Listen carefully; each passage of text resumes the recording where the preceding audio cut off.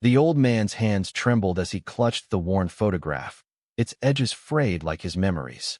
In the fading light of the autumn park, where leaves fell like whispered secrets, he sat alone on a bench, the world blurring around him. Then a small voice broke the silence. "Mister, why do you look so sad?" Elias Turner, 78 years old, lifted his gaze from the photograph to find a girl, no older than 7, standing before him. Her red scarf fluttered in the crisp breeze, and her wide, curious eyes held no judgment, only a spark of something pure. He hadn't noticed her approach, so lost was he in the weight of decades past. The park, with its rustling trees and distant laughter, seemed to pause, as if waiting for his answer. "I'm not sad, little one," Elias lied, his voice rough like gravel. "Just remembering." He tucked the photograph into his coat pocket, where it had lived for years, close to his heart. The girl tilted her head, her braids swinging. "Remembering what?" she asked, plopping onto the bench beside him without invitation, her sneakers dangling above the ground. Elias hesitated. He wasn't used to company, not anymore. His days were spent in solitude, a widower in a world that had moved on without him. His children were grown, scattered across states, their calls rare and their visits rarer. The park was his refuge, a place to sit and let time slip away. But this girl, her name, she said, was Lily, had no intention of leaving him to his silence. "Do you know the story of the star that fell?" he asked, surprising himself. It was a story he hadn't told in years, one he used to share with his daughter, Clara, when she was Lily's age. Lily's eyes widened, and she shook her head. "Tell me," she demanded, leaning forward, her mittened hands clasped. Elias cleared his throat, the words rusty but stirring. "Long ago," he began, "there was a star in the sky, brighter than all the others. It shone so fiercely that people made wishes on it, believing it could grant them. But the star grew lonely up there, watching the world below, so full of life and love it could never touch." His voice softened, and he glanced at Lily, who was hanging on every word. One night, it decided to fall, to give up its light and become something new, just to know what it felt like to be part of the world. Lily gasped. "Did it hurt? Falling like that?" Elias's lips twitched, almost a smile. "Maybe, but it was brave. It landed in a forest, and when it did, it turned into a glowing stone, warm and alive. People came from far and wide to see it, to touch it, and when they did, they felt its courage. They remembered what it was to hope." Lily's brow furrowed. "But what happened to the stone?" Elias paused, his eyes distant. "Some say it's still out there, hidden, waiting for someone who needs it most." He didn't tell her the part he'd always kept to himself, that he'd once believed he'd found that stone, in the form of his wife, Margaret, whose love had been his light. But Margaret was gone now, and the stone felt lost again. Lily clapped her hands. "I want to find it. Can we look for it, mister?" Elias chuckled, a sound he hadn't heard from himself in ages.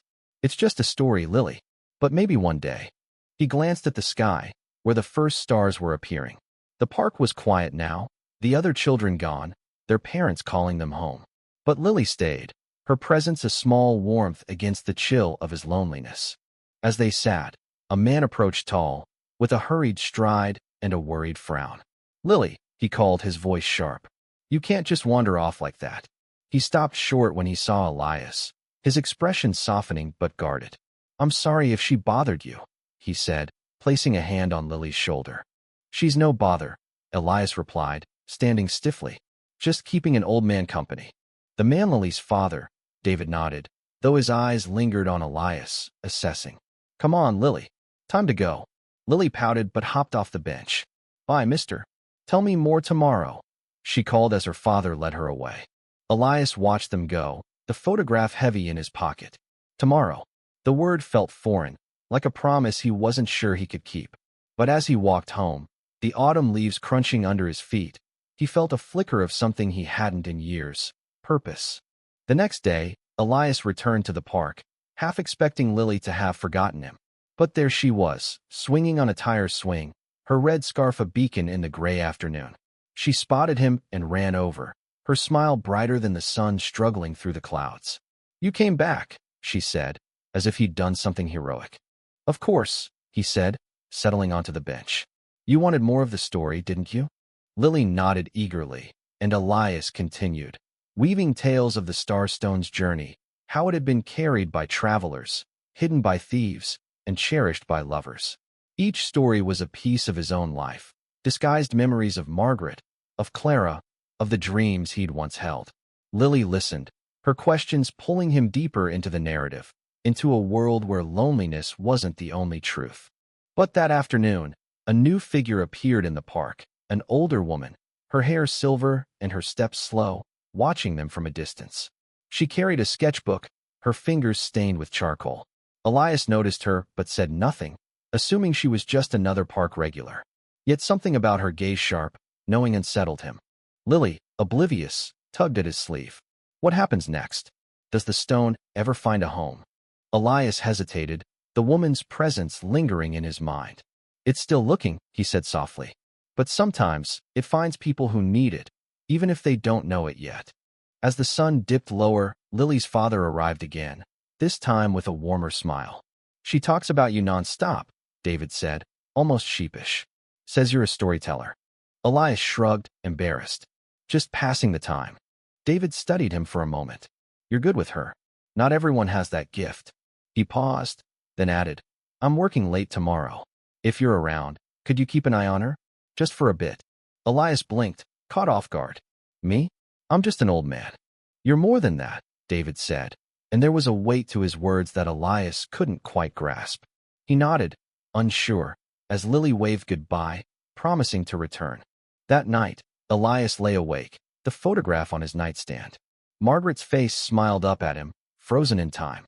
He thought of Lily, of her boundless curiosity, and of the woman with the sketchbook, her eyes haunting him. For the first time in years, he felt the stirrings of a life not entirely his own, as if the Starstone story was weaving him into something new.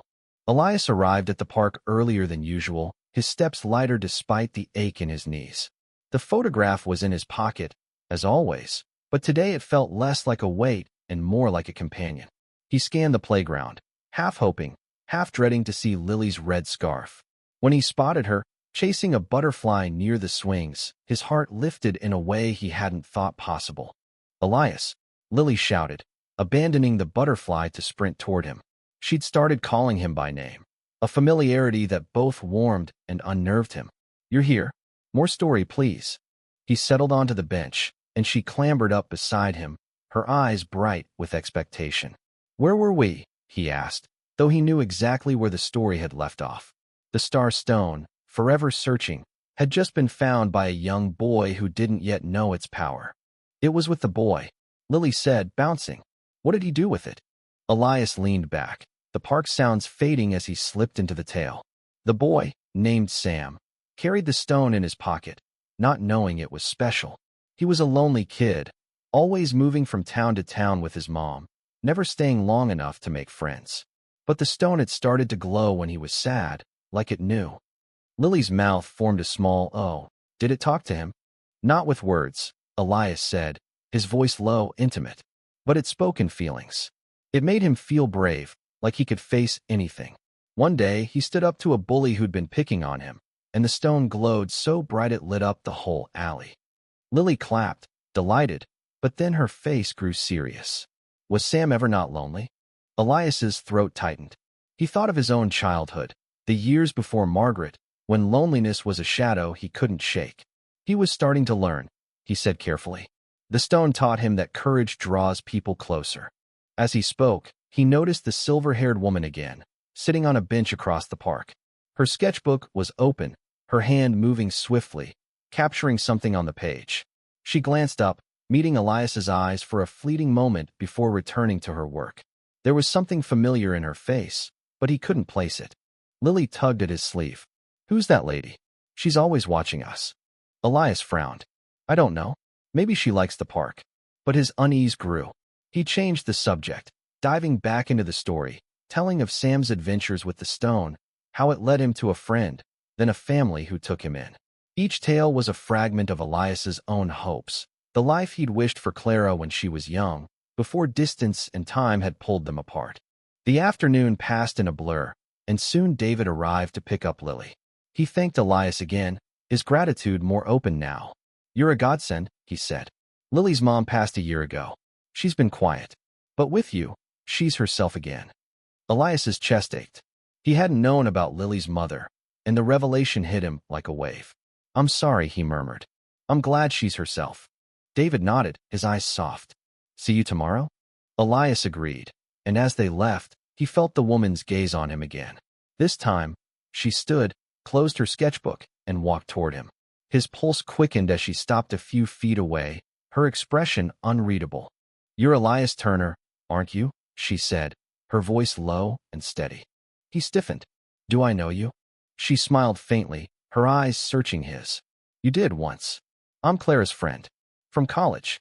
Rachel." The name struck like lightning. Clara's friend.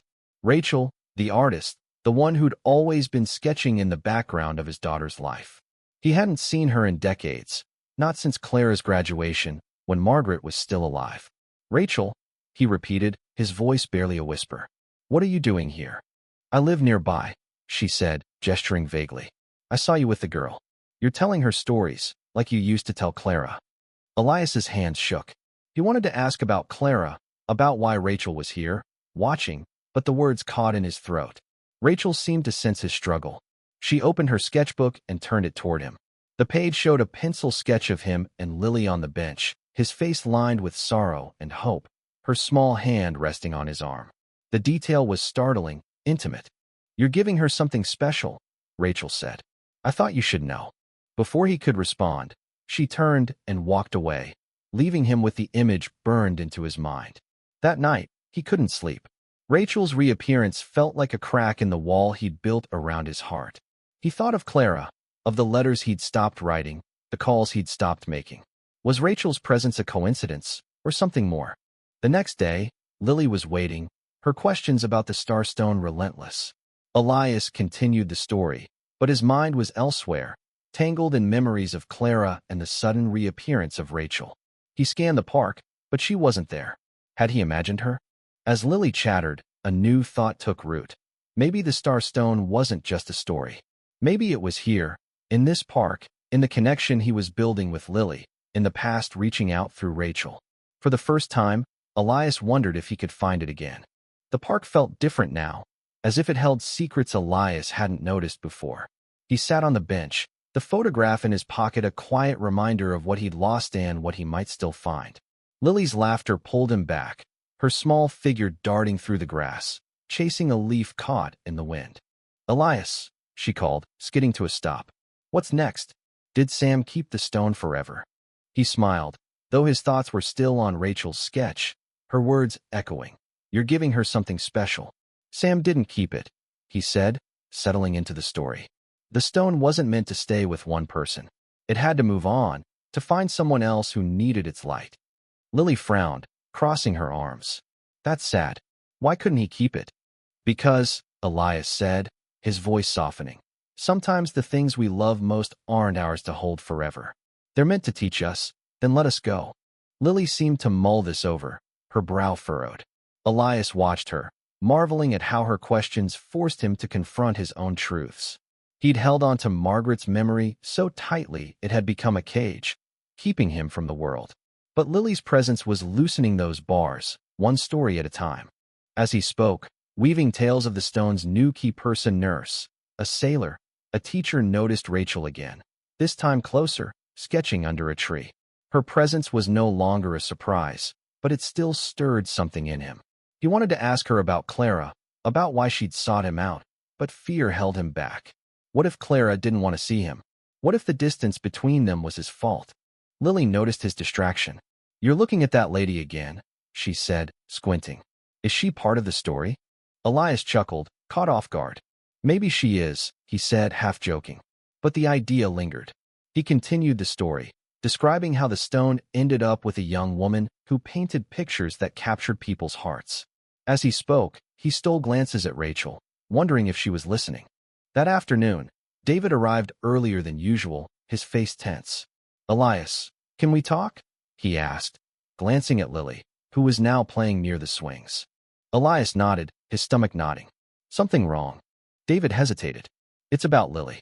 Her therapist says she's been talking about your stories nonstop. They're helping her process everything. Losing her mom, it hit her hard. I didn't realize how much until now. Elias swallowed, his throat tight. I'm just telling stories. David shook his head. It's more than that. You're giving her hope. I don't know how to thank you. Elias looked away, embarrassed, but warmed by the words. As David called Lily over, Rachel approached, her sketchbook tucked under her arm. Mind if I join you? She asked, her tone casual but her eyes sharp. Elias tensed but nodded. Lily ran back, eyeing Rachel curiously. Are you a storyteller too? She asked. Rachel smiled. I tell stories with pictures. Want to see? Lily nodded eagerly, and Rachel opened her sketchbook, revealing a new drawing. Lily and Elias on the bench, surrounded by glowing stars. Lily gasped, delighted, but Elias's breath caught. The stars reminded him of Margaret, of the nights they'd spent stargazing, dreaming of a future that was now gone. You're good, Elias said quietly, meeting Rachel's gaze. I had a good teacher, she replied, her voice heavy with meaning. Clara used to talk about your stories. Said they made her believe in magic. Elias's heart stuttered. Clara, he said, barely audible. How is she? Rachel's expression softened. She's okay. She misses you. But she thinks you don't want to see her. The words hit like a punch. Elias gripped the bench, his knuckles white. I always wanted to, he said hoarsely. I just didn't know how. Rachel nodded, as if she'd expected this. Maybe it's time to try. That night, Elias sat at his kitchen table, the photograph in his hands. Clara's number was still in his phone, untouched for years. He typed a message, then deleted it, then typed again. Finally, he sent it. I miss you. Can we talk? His hands shook as he pressed send, the Starstone's courage pulsing in his chest. The next day, Lily was quieter, sensing something different in Elias. Are you okay? She asked, climbing onto the bench. I'm trying to be, he said honestly. He continued the story, telling of the stone's final keeper, a man who'd lost everything but found hope in its glow. As he spoke, he felt Rachel's eyes on him, and for the first time, he didn't look away. The park was bathed in the golden light of late afternoon, the air sharp with the scent of fallen leaves. Elias sat on the bench, his heart pounding as he waited for Lillian for something else, something he hadn't dared hope for in years. The photograph in his pocket felt lighter today, as if Margaret was urging him forward. Lily arrived first, her red scarf trailing behind her. Elias, she called, her voice a melody in the quiet park. Is the stone still with that man? The one who was sad? Elias smiled, but his eyes kept drifting to the park's entrance. The man, he said, picking up the story. He carried the stone everywhere, even when he didn't believe in it anymore. It reminded him of who he used to be, before life broke his heart. Lily tilted her head. Did he ever find happiness again? Before Elias could answer, a figure appeared at the park's edge, a woman, tall and hesitant, her hair streaked with gray. Clara, his daughter. Elias's breath caught, and he stood, his legs unsteady. Lily followed his gaze, confused. Who's that? She asked. Elias couldn't speak. Clara approached, her steps slow, her eyes searching his. Dad, she said, her voice trembling. You sent the message. He nodded, tears prickling. I didn't know if you'd come. Clara's lips quivered. I didn't know if you wanted me to. They stood there, the years of silence stretching between them, fragile but not unbreakable. Lily tugged at Elias's hand. Is she part of the story too? Elias laughed, a choked sound. She's the best part, he said, his voice breaking. He introduced Lily to Clara, explaining their park meetings, the stories. Clara listened, her eyes softening as she looked at her father, seeing the man who'd once spun tales for her. Rachel appeared then, her sketchbook in hand, a quiet smile on her face. I thought you two might need a nudge, she said, and Elias realized she'd orchestrated this. Her presence in the park no coincidence, but a bridge to reconnect him with Clara. He nodded, his voice thick with emotion. Yeah, Lily. She's part of the story. Rachel's role as the unexpected secondary character had been the twist that shifted everything, bringing Elias face to face with his past. She handed Clara her sketchbook, showing her the drawings of Elias and Lily. He's been telling your stories, Rachel said softly. To her. Clara's eyes glistened as she looked at the sketches, then at her father. You never stopped, she whispered. They sat together, The three of them, Elias, Clara, and Lily, on the bench that had once been his place of solitude. Elias continued the story of the Star Stone, his voice steadier now, weaving a tale of a man who found his light again, not in a stone, but in the people he loved. Lily listened, rapt, while Clara's hand rested on his, a silent promise to rebuild what they'd lost. As the sun set, casting a warm glow over the park, Elias felt the Starstone's warmth in his chest, not a glowing rock, but the love of a little girl and the daughter he'd thought he'd lost forever. The loneliness that had defined him was fading, replaced by something brighter, something real.